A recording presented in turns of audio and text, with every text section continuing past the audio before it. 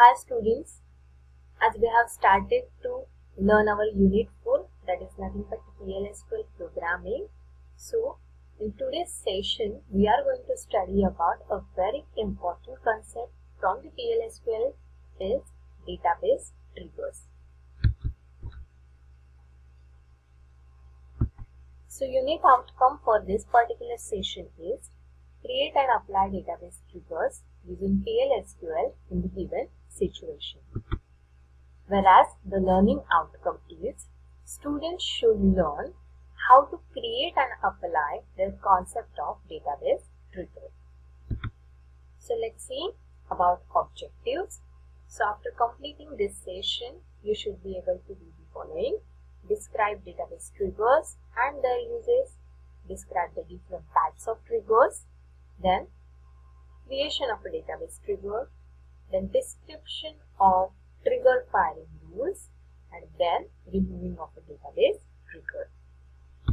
So let's discuss about the concept of database triggers using PLSQL.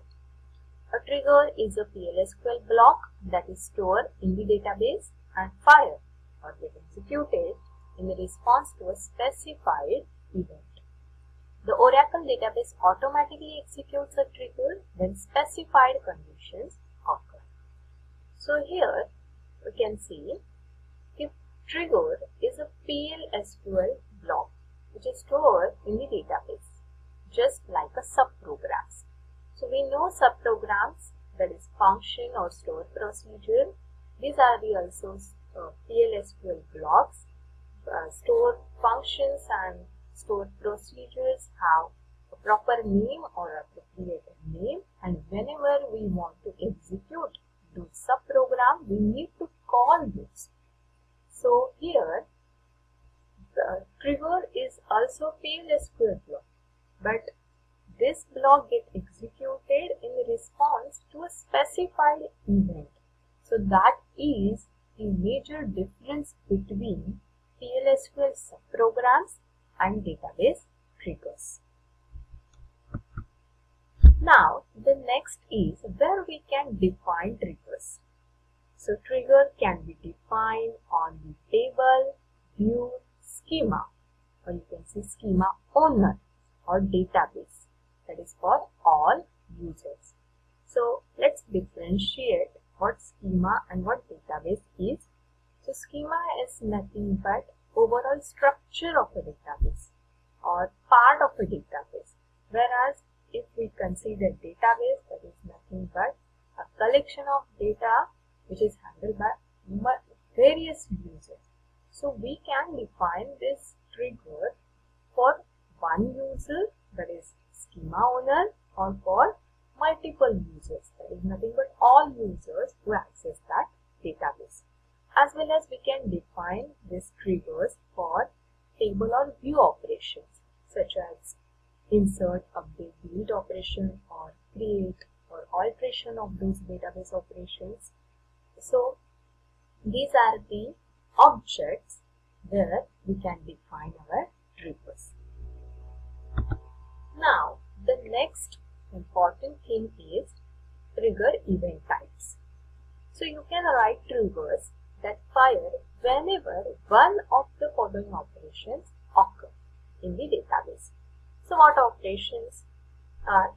A database manipulation operations like delete, insert, or update commands, or database definition statements like create, alter, or dropping of a database object, or database operations or system operations such as server error, log on or log off of a user, as well as startup or shutdown of the database in case of a backup or recovery process.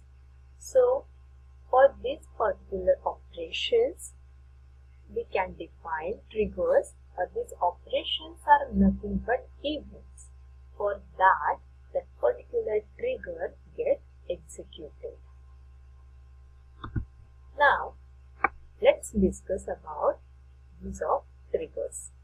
So triggers can be written for the following purposes.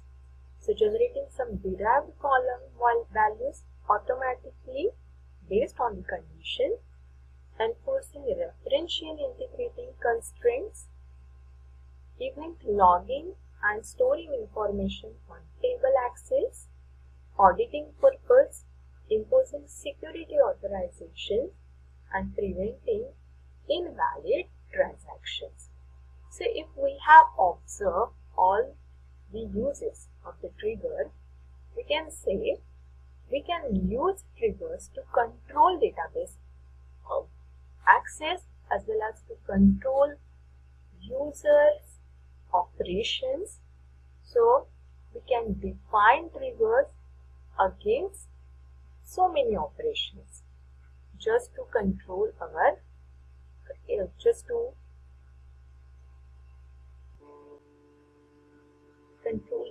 operations.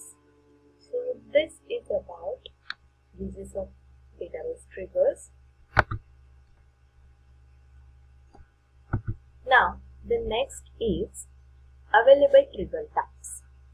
So here basic three types are there: simple DML triggers, compound triggers, and non-DML triggers. So let's discuss one by one. So simple DML triggers include before, after, or instead of triggers. So DML operations like insert, update, delete, and before that insert operation, if you want to define trigger, so this is a before DML trigger. If you want to define trigger after the DML operation, that is after DML trigger. So this is one type of a database trigger. Then the second one is a compound triggers, which is a combination of DML and non-DML triggers. So when non-DML triggers include DDL operations such as creation, alteration, deletion, or dropping of the database object, and some system or database events like logging or log off of a user, as well as startup and shutdown of the database. So exam point of view, you just have to remember DML triggers, DDL triggers, and system or database triggers. Then let's discuss about trigger events, types, and body. A trigger event type determines which DML statement causes the trigger to execute. So the possible events are insert operation on table or view, or update operation for all column or for particular column, or delete operation on table or view. A trigger body determines what action is performed and is a PL/SQL block or a call to a procedure. So here we can say trigger has trigger head and trigger body. So in trigger head, we need to mention event type, whereas in a trigger body, we have to mention what action to be taken if the specified event occurs. So this is about trigger events, types, and body. Now the next is syntax for creating DML triggers. So here create or replace trigger name. If the trigger is already exists, then we can redefine the trigger with the help of a replace trigger name. Then we need to mention timing. So in the timing, you can say either you can use before, after, or instead. Then we need to mention event.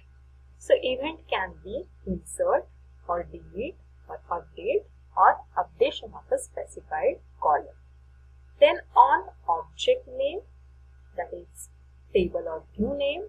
Then here, if you want to find out the difference between new value and old value, then you can take those variables as old or new.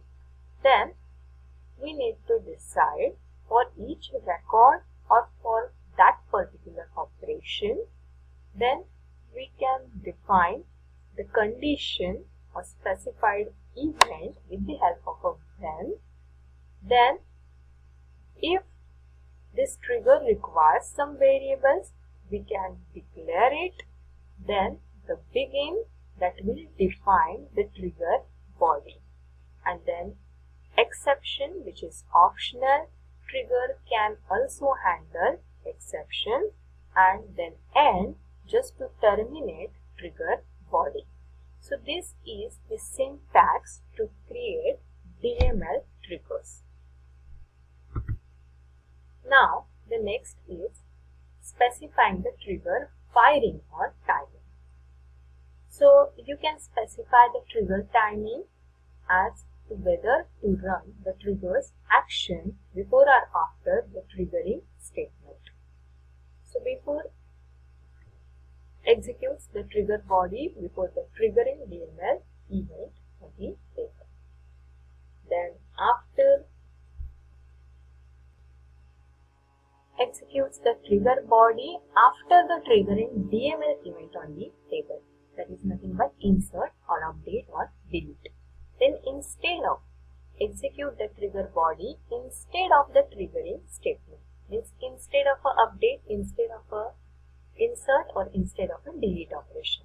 This is used for views that are not otherwise modifiable. Means if this operation is not possible, then instead of this operation, what to be executed is decided by instead of clause.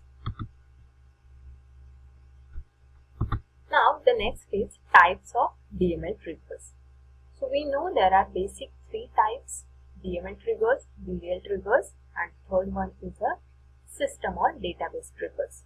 So if we see DML triggers in detail, then we can see there are two types. One is a statement level trigger and the another one is a row level trigger.